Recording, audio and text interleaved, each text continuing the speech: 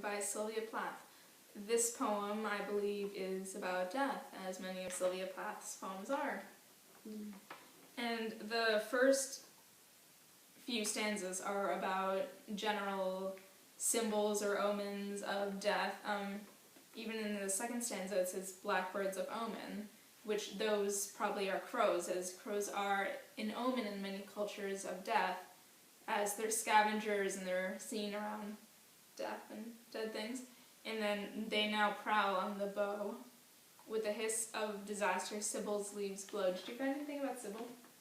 No, I just thought about the psychology. That's not it. Yeah, and in the first stanza it was saying, well, evil stars were. It could be talking maybe about stars. People used to think of them as gods, so maybe they were talking about gods of death. Oh, that makes sense. And gold apples, I thought that was a reference to Eros, I believe it is. She's a figure in Greek mythology. She had a golden apple that caused chaos. She was a goddess of chaos, I believe. And was that the one that tossed the apple into the party or something like that? I think so. Oh, okay. Yeah. So they go bad to the core, and you would think, how does gold go bad? Maybe it's talking about the chaos going bad and destroying and killing things. And then in the third stanza we have many allusions to death, like tall skeletons walk, which is kind of self-explanatory there, and then nightshade and nettles. Nightshade I know is poisonous, and nettles is a plant that stings you if you touch it, I believe. So those are also two things that are associated with pain and death, and it says they tangle the track. So it's saying there are obstacles in the way of your path, so death is an obstacle for you. And then in the fourth stanza we have a lot of allusions to more current events, like in the ramshackle meadow where Kilroy would pass, and Kilroy, that's the figure in World War II, the little graffiti, Kilroy was here. Then lurks this sickle-shaped shadow, and I thought that was about the Soviet Union, or sickle cell anemia. Anyway, I thought it was about the Soviet Union. The shadow could mean that, the Soviet Union is there, but it's not there. It's like an omen. It's an omen of the Soviet Union, of snake in the grass, and a snake is something, it's treacherous. It could be, it could also be a biblical allusion of the snake in the Garden of Eden, tempting Adam and Eve to eat the apple from the tree of knowledge. Which eventually led to death. Okay, yeah. Got that. And then, in the last two stanzas, it's actually talking about a person approaching his cottage by a crooked detour. And by crooked detour, he was probably earlier it said, nightshade and nettles tangled the track, so he couldn't take the straight path back to his cottage, so he took a crooked detour.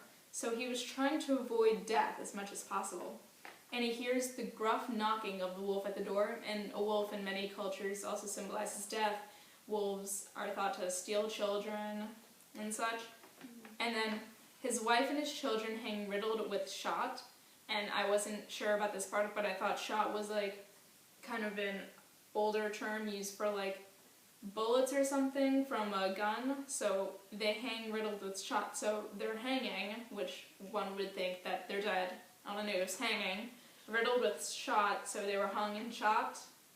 And there's a hex on the cradle, and a hex is a spell, I believe, but more of a negative connotation of a spell. So there's a hex on the cradle, and a cradle I thought was kind of like a baby's cradle. So maybe he's saying there's bad life. There's a hex on the cradle. There's a bad spell on the new life that would come about if not the wife and children were hanging riddled with shot. And death in the pot.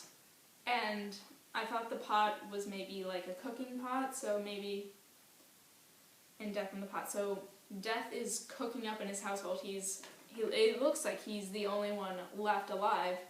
So he would be coming home maybe after a long day to get dinner from his wife or something. Maybe he was doing his job, and they came home, everyone's dead, in death in the pot. So it's saying that his dinner, which he would be coming home to, also gives him death. So he's going to die last of all. Okay. He said a lot there. Let's see. It could also, I mean, I guess you could say that even, like, maybe the people aren't dead yet. Maybe, like, you're referring back to the chaos thing. Maybe they're saying that there's, like, a risk of death because the chaos is going, because it says, like, it's approaching his cottage. A crooked decor, he hears a grunt knocking of the wolf at the door. So, yeah, like, maybe it's coming because of chaos or something like that. Then, like, let's see, hex on the cradle, so, like, no newborn children can be born. What? Okay, sorry. And, I didn't get rid of the shot. But, like, maybe it could, maybe it could have even been shock. I don't know. There you go. Thank you, Deja. And so, death. My Plath poem was called The Burnt Out Spa. Two different interpretations here, but I thought this poem was about a beast, literally, that died, but like he had gone through some struggles in life, like the hard times, like the rubbish summers and the black fall leaves, and now he's dead. And to me, this meant like, no matter how strong a person or something got, that they all have to go back to the level of the earth and die. Because like the stream or the waterway or whatever, like it said it flows, so I didn't know if it meant like a stream or something. But that it doesn't even care about like the individual human, like just like a life cycle, and it just goes on. And then like when it says like the small deal eats what it wants to eat, I thought that meant like it kind of just, everything just went back as normal, like it was before anything happened. But here you go. And then I had a different interpretation. Completely different. Deja originally wrote down that a monster of wood and rusty teeth, she thought it resembled a rotting building, and that's how I built upon the rest of my meaning. So an old beast ended in this place, the old beast being like an old building or something. Maybe it was like left abandoned or something, so no one visits anymore, and it's growing old and falling apart. And then in the, would that be the third or like the second? What, this one? Yeah, would that be the third stanza? I thought it was the third. Yeah, so because the first stanza is a sentence. The third stanza, it says, the rafters and struts of his body wear, and rafters and struts are those wooden parts of a building that keep it up. I'm not an architect, but and then now little weeds insinuate soft swayed tongues between his bones, and you pass an old building on the street and you see weeds popping up everywhere because no one's taking care of the place anymore. So that's why the weeds are there. And then I thought it was about, nature reclaiming this building. Nature reclaiming this building because the last two stanzas are about Mother Nature and how she reclaims what is lost to the earth. And then no animal spoils on her green doorstep, and the animal is tying back to the beast in the first line. So it's saying no beast or building spoils on her green doorstep. So that's saying no matter what humans may create, Mother Nature will always reclaim her land in the end. Like when forests are cut down to make apartment buildings or something, she's always going to reclaim it over time.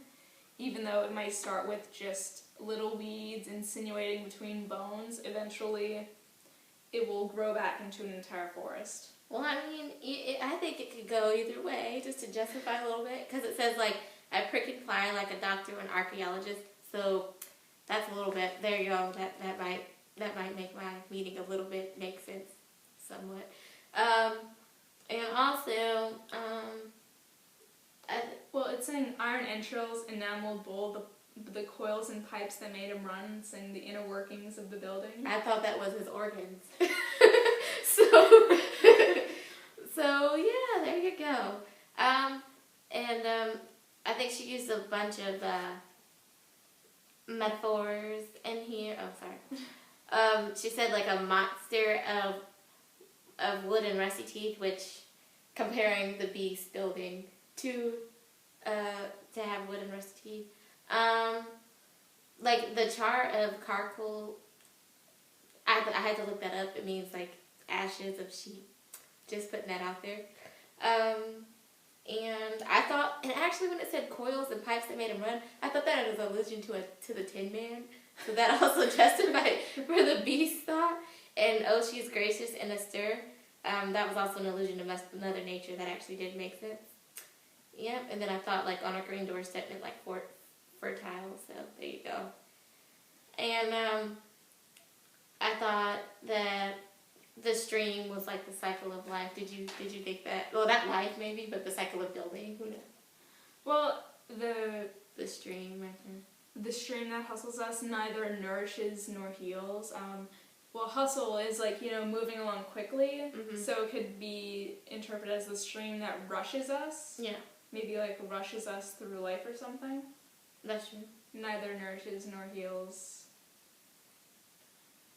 I mean, it could go. It might be able to go both ways.